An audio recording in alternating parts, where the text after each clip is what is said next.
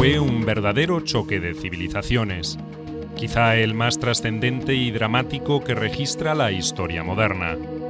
Un conflictivo encuentro de dos mundos que desconocían todo el uno del otro y que se enfrentaron en un complejo y decisivo juego de poder que tendría profundas consecuencias para América y para España. Fue una puja por momentos sutil y por momentos brutal, donde la poderosa personalidad de sus actores principales definiría el trágico final. Moctezuma, el omnipotente emperador azteca, dispuesto a renunciar a parte de sus privilegios para evitar la destrucción de su reino.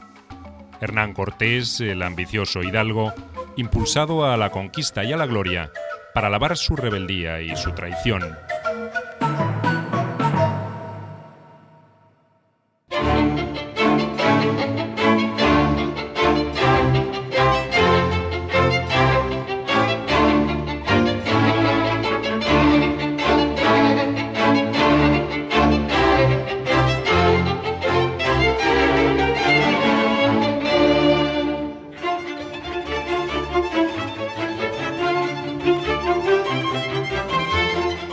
Cortés, Moctezuma.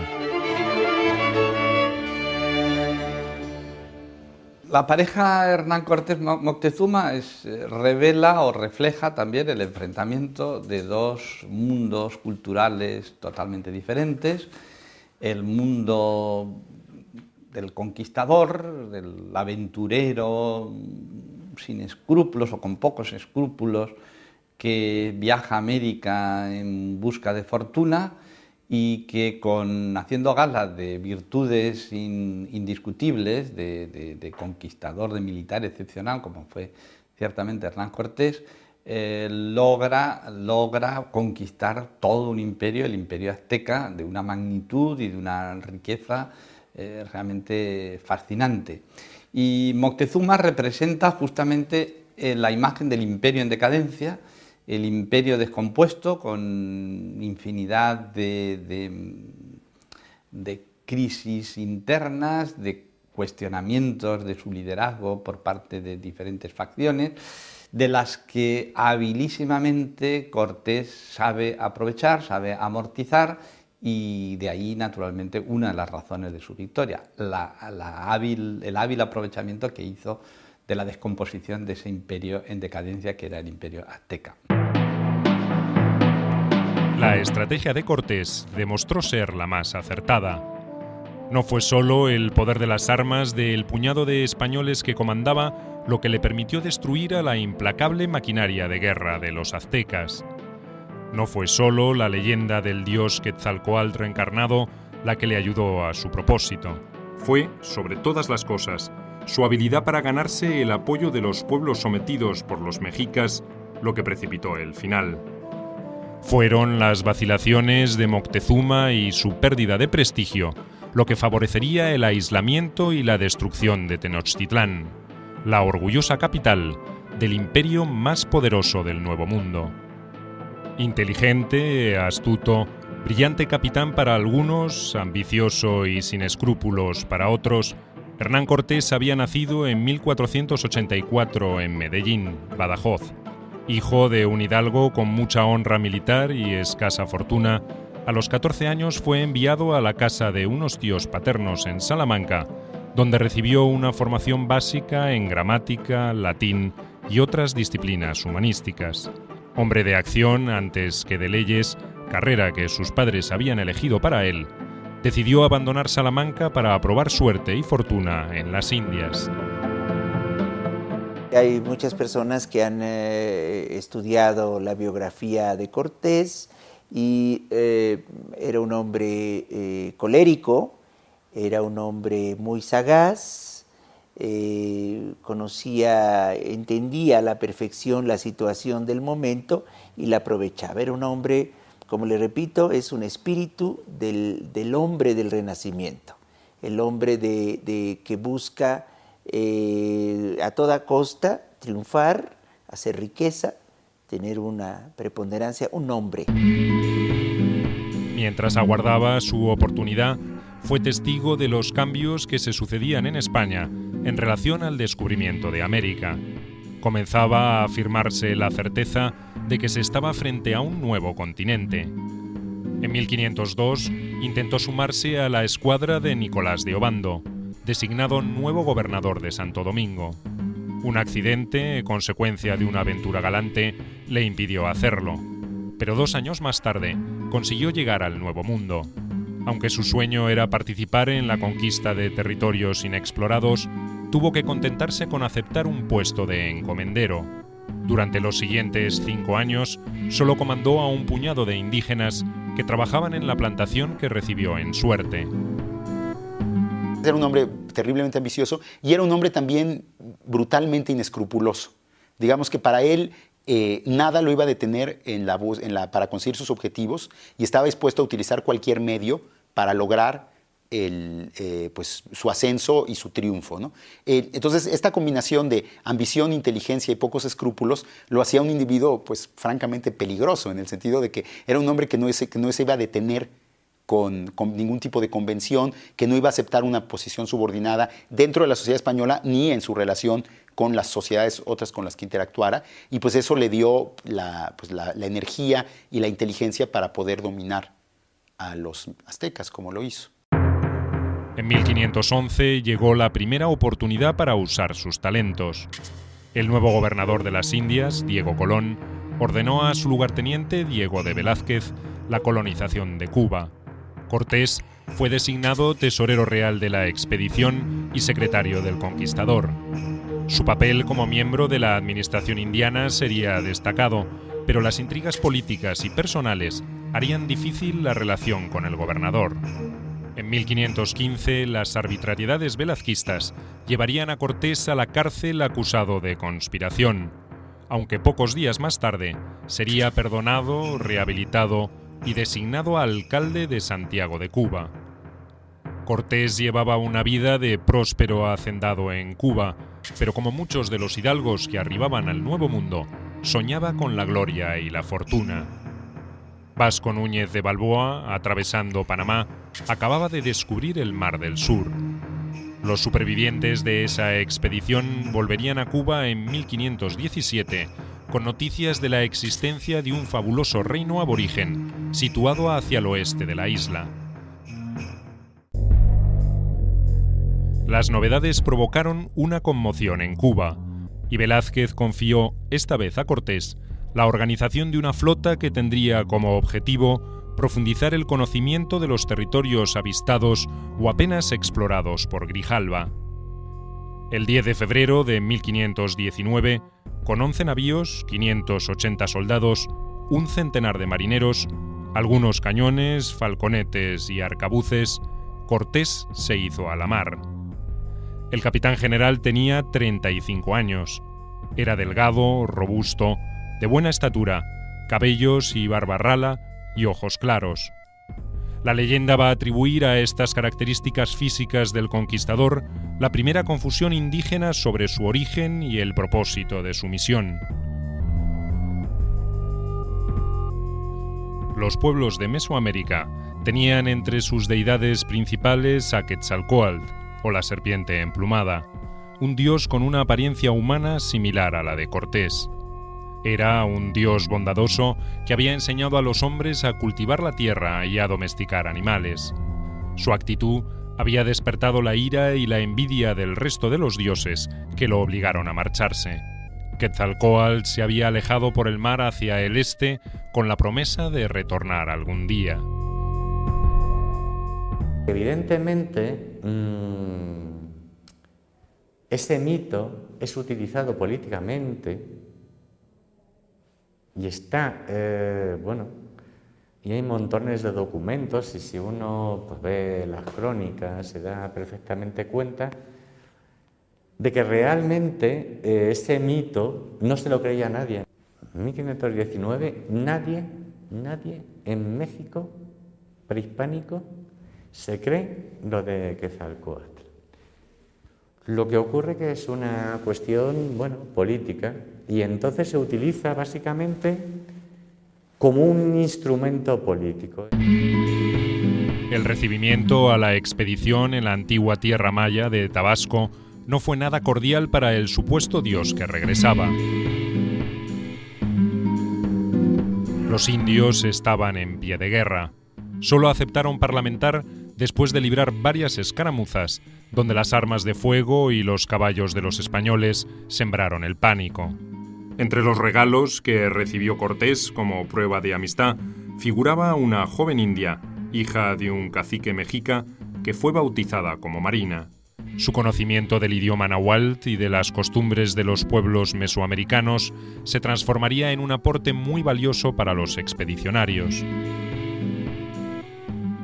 Que ha tenido una vida de cuento de hada, ¿no? Porque su padre se murió, su madre se casó con otro gran señor, tuvieron un hijo y entonces la desheredaron a ella, la vendieron como esclava y la llevaron de tribu en tribu, de pueblo en pueblo, de grupo en grupo, hasta que acabó en la zona que le encontró Cortés. Y Marina, pues, tenía una gran verdad, ¿no? Una gran ventaja, que es que hablaba náhuatl y hablaba maya. Y a partir de ahí se va a convertir en un elemento básico para la conquista. Porque mientras los castellanos están recorriendo la costa de habla maya, realmente tienen intérpretes. Pero cuando ya la costa se convierte en agua parlante, se necesita un intérprete y los españoles carecen de intérprete en ese momento. Mientras Cortés y sus navíos navegaban por las costas del sur de México, los aztecas trataban de comprender el significado y las consecuencias de la presencia de esos extraños en el límite sureste de sus dominios. Tenemos buena idea de lo que podríamos llamar la falta de comunicación entre los mundos cuando el desembarco de Cortés y de sus hombres envía Moctezuma a gente para saber lo que pasa y que entonces se encuentra con hombres de fisionomía desconocida, cuyo físico no corresponde al de su gente, tiene barbas, son de color más pálido, más blanco, y por otra parte, al principio, como se sabe, no llegan, eso no dura mucho, pero al principio no llegan a apartar el hombre del caballo. Es que, no mucho tiempo, pero al principio creen que es una criatura completamente diferente. Eso evidentemente es solo un momento casi ínfimo. Los aztecas o mexicas eran un pueblo guerrero que desde hacía casi un siglo ampliaban constantemente su influencia por la región central del país. Provenían del norte y en el siglo XIV se habían asentado sobre los islotes del lago Texcoco en el valle de Anahuac. Allí fundarían alrededor de 1325 su capital, la mítica Tenochtitlán, que a la llegada de los españoles congregaba a una población estimada en 250.000 personas. Era mucho más populosa que cualquier ciudad europea de la época. El segundo periodo histórico de los mexicas tiene que ver ya con la imposición de la lengua náhuatl, la imposición de sus dioses, de sus costumbres, de su expresión plástica, que se vuelve efectivamente el patrón de cultura de los poderosos, y inclusive los enemigos van a aprender que había que hablar náhuatl, que había que vestirse a la manera mexica, usar la cerámica, en fin, se vuelve el náhuatl una lengua franca en todo el territorio mesoamericano. Ese va a ser el efecto, pero a partir de guerras, a partir de batallas, a partir de la obtención de guerreros prisioneros para el sacrificio. Entonces, esto va a crear efectivamente un resentimiento de la población nativa de todo el territorio que aprovechan la presencia de los españoles para aliarse contra los mexicas. Y así viene la conquista de México-Tenochtitlán el 13 de agosto de 1521.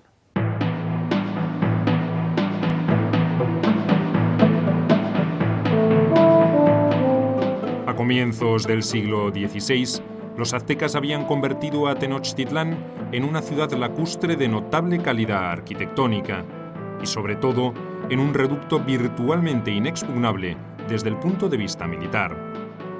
Solo era accesible por agua o por 3 calzadas que la unían a tierra firme.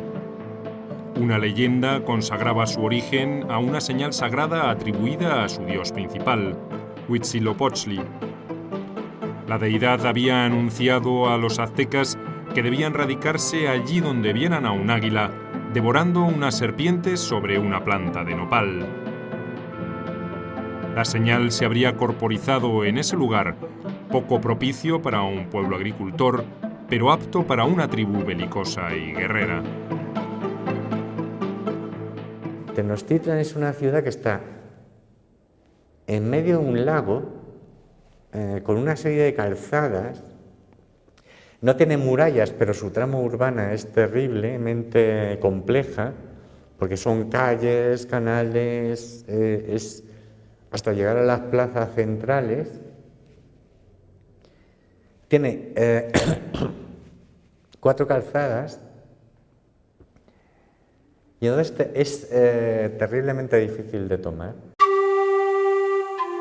Una verdadera oligarquía militar sacerdotal gobernaba a los aztecas. Entre los miembros de esa casta era elegido el tlatoani, el jefe o rey, que asumía facultades dignas de un semidios. Era un verdadero déspota cuyo poder solo podía ser limitado por el consejo que lo había designado. A la llegada de los españoles, el tlatoani en funciones era Moctezuma. Él había extendido el poder de los aztecas a través de la guerra o de alianzas matrimoniales, pero ni la potencia militar ni sus argucias políticas habían servido para controlar a algunas tribus, como la tlaxateca, orgullosa de su independencia y enemiga mortal de los aztecas. El noveno tlatoani, el noveno gobernante que inicia su entronización en 1502, iniciando el siglo XVI de nuestro calendario, va a ser Moctezuma. Y Moctezuma ya se sentía él como un dios en la tierra. Él no permitía que nadie lo viera a los ojos, porque así como uno no puede ver al sol, a nadie podía verlo, nadie le podía dar la espalda, todo el mundo tenía que reverenciarle y retirarse haciéndole reverencias, y él prohíbe absolutamente que cualquier persona de la clase baja estuviera en la misma habitación que él. No había ese contacto, es decir, viene algo que se llama un despotismo de carácter social, y ese es Moctezuma. Sabía que él tenía el control absoluto sobre la ciudad. Tenía una red de informantes a lo largo de todo el territorio, y él mismo salía a veces en la noche disfrazado de su palacio, que los restos están abajo del Palacio Nacional, y entonces él caminaba por la ciudad, escuchaba, sabía qué pasaba, quién estaba abusando, tenía un conocimiento muy, muy controlado de lo que era la ciudad. No olvidemos que era una ciudad-estado. A partir de allí es que se ejercía todo el dominio y las conquistas a los demás territorios. Los aztecas no conformaron nunca una unidad con las naciones conquistadas. Los derrotados eran sometidos a vasallaje y obligados a contribuir con guerreros y tributos diversos al mantenimiento de Tenochtitlán y sus ciudades satélites. Después de un siglo de vigencia de ese estado opresor, las rebeliones eran frecuentes y el odio hacia los aztecas por parte de sus vecinos oprimidos fácilmente comprobable. Cortés se aprovecharía de esa situación. Este imperio era dominado militarmente por los mexicas y sus aliados, pero cada comunidad dentro de ese imperio, cada entidad política conservaba su propio gobierno local y su autonomía particular. Entonces era un imperio bastante endeble, digamos, porque los mexicas, por ejemplo, no imponían su lengua. Cada quien seguía hablando la lengua que hablaba previamente. No imponían sus dioses y su religión. Cada pueblo dominado conservaba sus dioses. Lo único que hacían los mexicas era cobrar tributo y pedir ayuda militar para conquistar otros pueblos. Entonces era un imperio basado básicamente en la fuerza militar. Y como tal, parecía muy poderoso, porque era de hecho el imperio más grande que había habido en la historia reciente de Mesoamérica, pero al mismo tiempo era muy débil, porque el poderío de los mexicas iba a durar siempre y cuando no hubiera una potencia militar mayor que ellos. Y eso es justamente lo que va a darse cuenta Cortés. Desobedeciendo las expresas órdenes de Velázquez, Cortés fundó la Villa Rica de la Veracruz en un lugar protegido de la costa mexicana. Había resuelto emprender por su cuenta y riesgo la conquista de ese reino fabuloso que asomaba más allá de la cadena montañosa que corría paralela a la costa.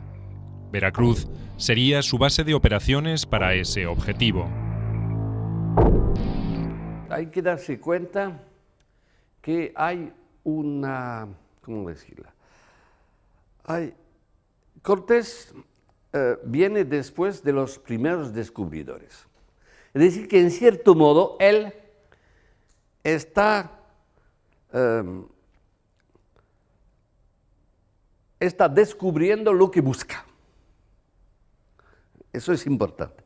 Él ya tiene idea que va a descubrir un mundo nuevo. Mientras que Moctezuma, que no es cualquier imbécil, Moctezuma tiene que enfrentarse a una cosa completamente nueva que no se podía sospechar. Y además, dentro de la religión mexicana existen mitos y, vamos a decir, proyecciones o previsiones que dejan posible la llegada de otros hombres, incluso la vuelta de los dioses, la famosa vuelta de los dioses. Moctezuma, enterado del desembarco español, envió su primera embajada de reconocimiento.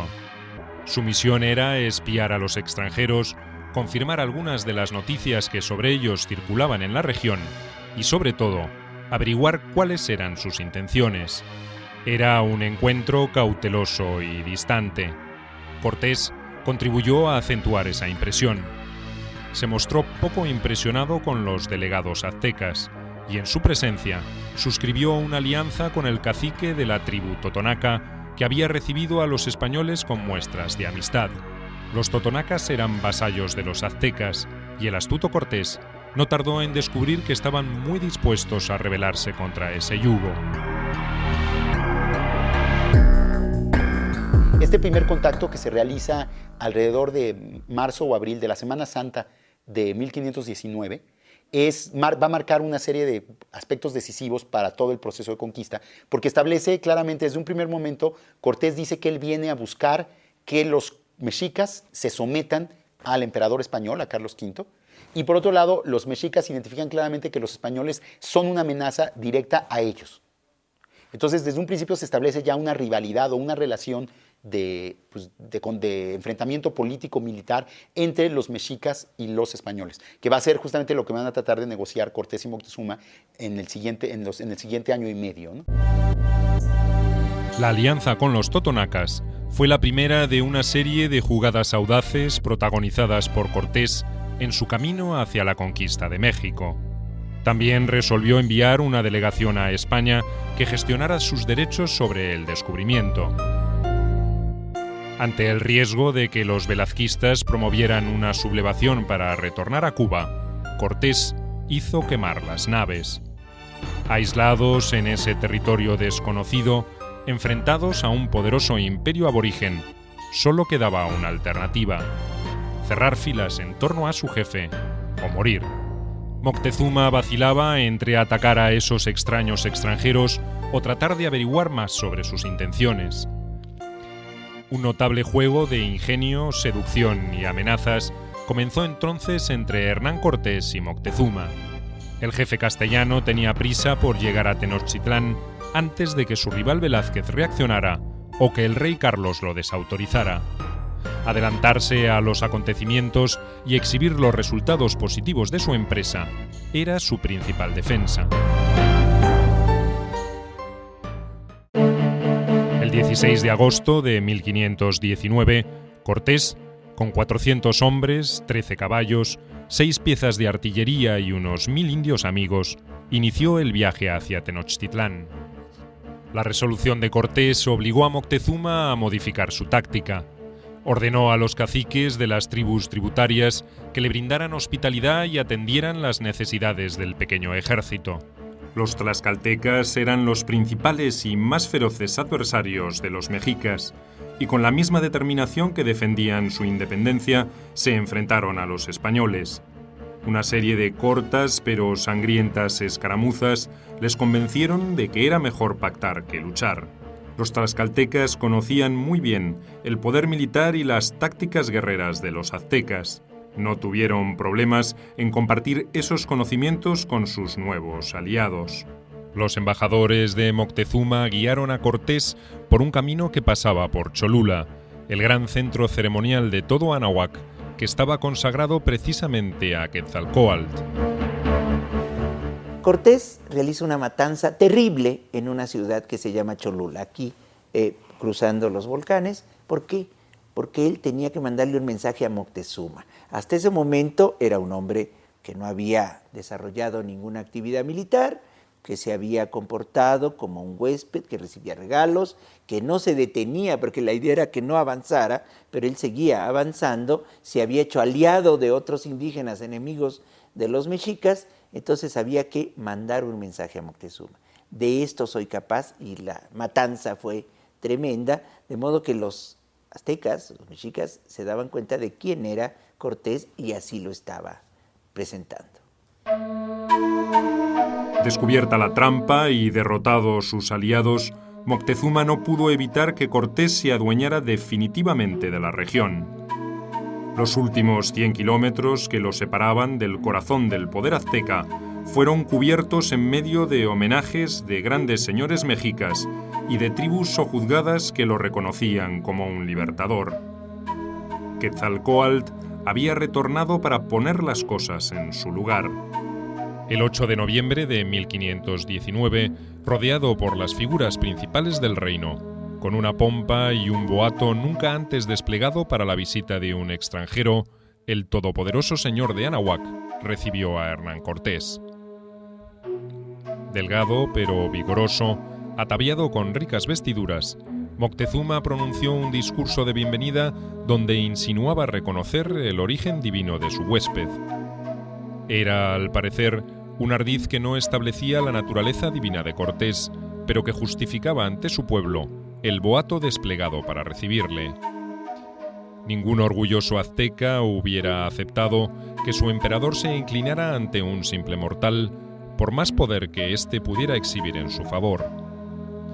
Su estrategia de ganar tiempo y aguardar la mejor oportunidad para destruir a los extranjeros apelaba ahora al halago y a la distracción. Cortés tenía plena conciencia del peligro en que se encontraba y no se dejó seducir por ese sinuoso comportamiento. Pues la actitud de Moctezuma ante Cortés es una actitud muy ambigua. Por un lado, tiene miedo a su poder, y más en el momento en que ya los españoles y los tlaxcaltecas se establecen en la Ciudad de México, ya son una amenaza muy seria para los mexicas, porque están dentro de su propia ciudad. Entonces, la guerra ya es casi impracticable. Entonces, Moctezuma trata de tener contento a Cortés. Trata de darle todo lo que Cortés pide, porque básicamente no quiere un enfrentamiento con Cortés, y también está viendo cómo puede hacer que Cortés se vaya, ¿no? Pero mientras más cosas les da, más difícil se hace que Cortés le pueda ir. Entonces, Moctezuma queda en una situación completamente paradójica, ¿no? Que realmente no tiene una manera de librarse de Cortés, pero tampoco se le puede enfrentar y sacarlo, ¿no? Y mientras más pasa el tiempo, lo que sucede es que todo este sector del grupo gobernante mexica que estaba en contra de Moctezuma y de su estrategia, se pone más descontento porque le molesta que los españoles estén ahí. Cortés no tardó en descubrir la hostilidad de los grandes jefes que rodeaban al emperador. Sabía que el enfrentamiento era inevitable, que solo era cuestión de tiempo, y que en esa ciudad desconocida e inmensa no podrían resistir demasiado. Un incidente ocurrido en las cercanías de Veracruz le dio el motivo para dar un golpe preventivo. Uno de los principales caciques aztecas había tendido una emboscada a una avanzada española, y varios hombres de Cortés resultaron muertos o heridos. El conquistador exigió el castigo de los culpables.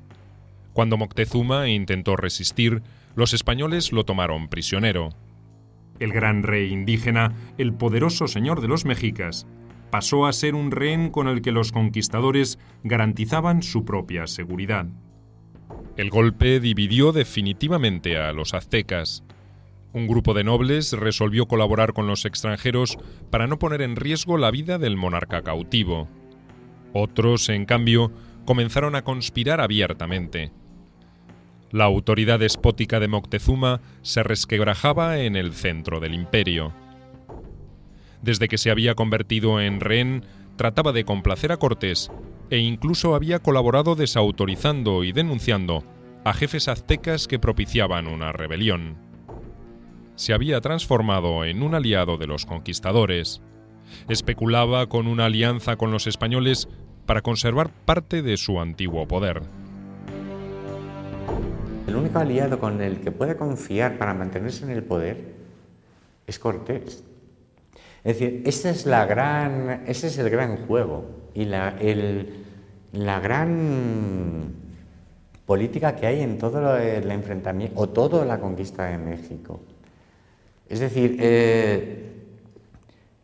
Moctezuma sabe perfectamente que o mantiene a los españoles en el poder con él, o si se hunden los españoles, él se hunde con ellos. Porque la monarquía en México no era absoluta, aunque Moctezuma intenta hacerlo.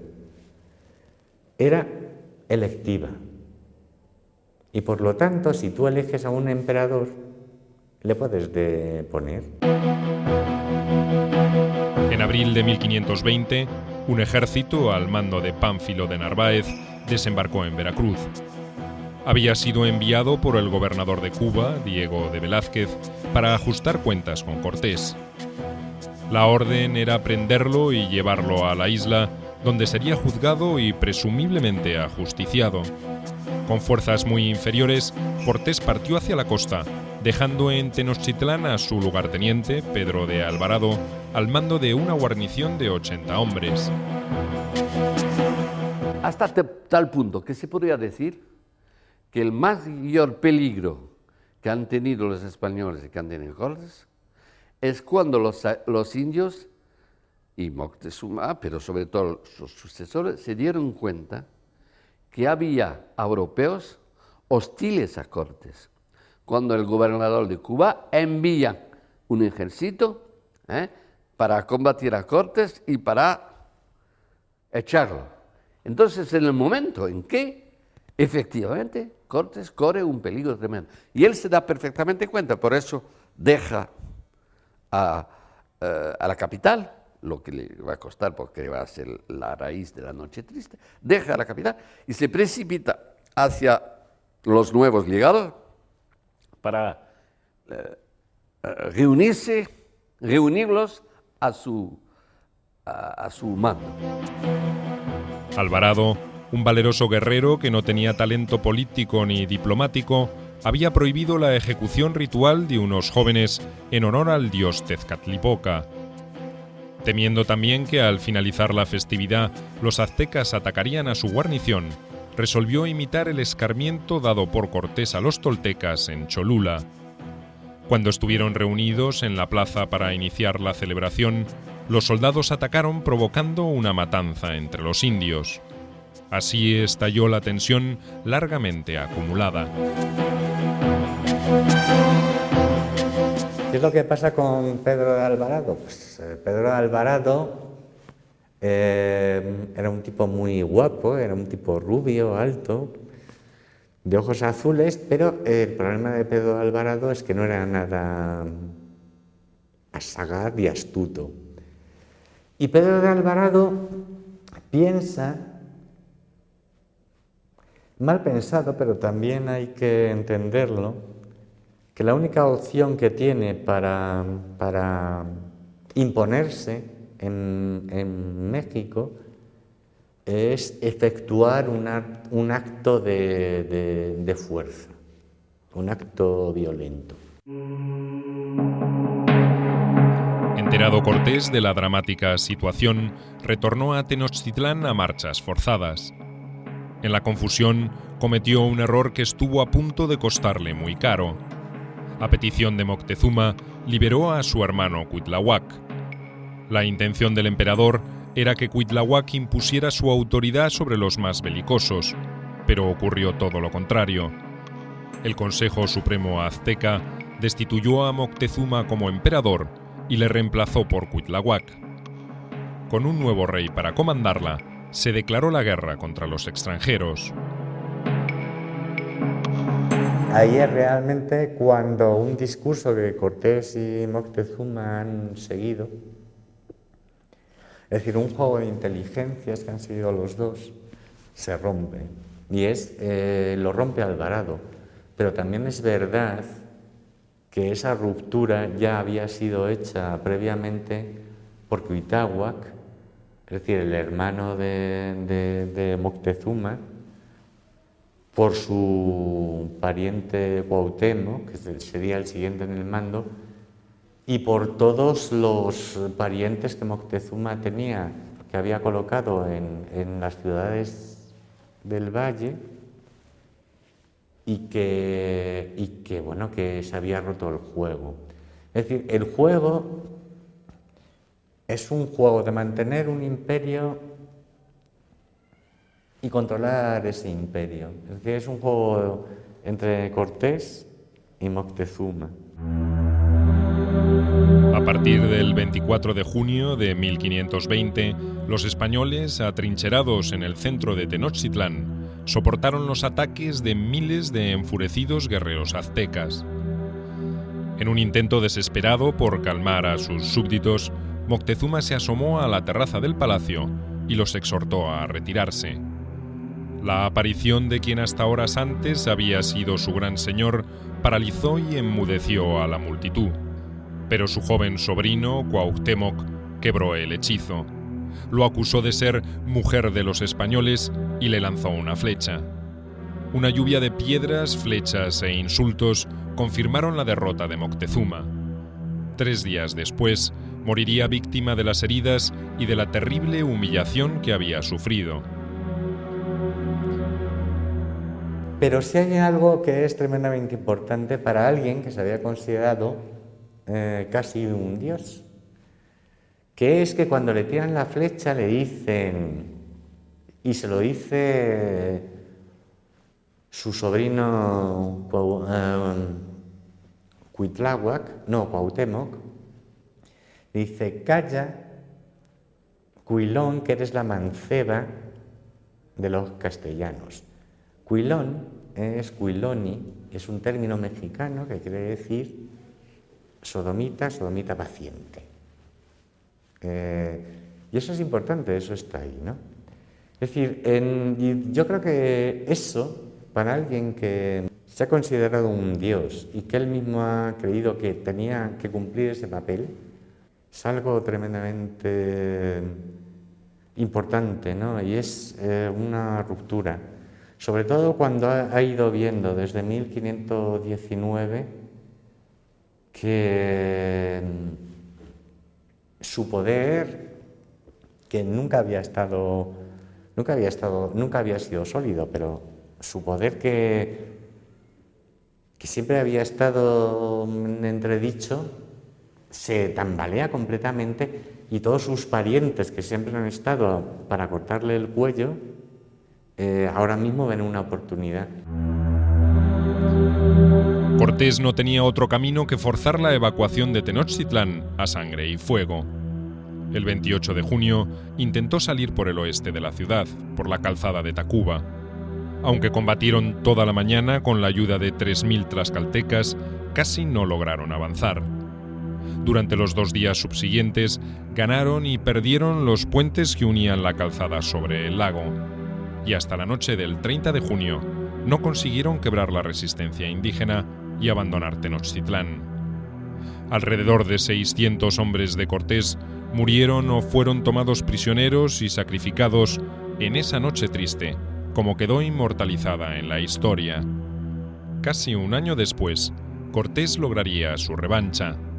Con el aporte de tribus indígenas encabezadas por los tlaxcaltecas y de un ejército español mejor preparado y equipado, el 26 de mayo de 1521 comenzó el ataque a Tenochtitlán. Se prolongaría hasta el 13 de agosto. Nunca más se registraría en América otra operación militar de semejante envergadura.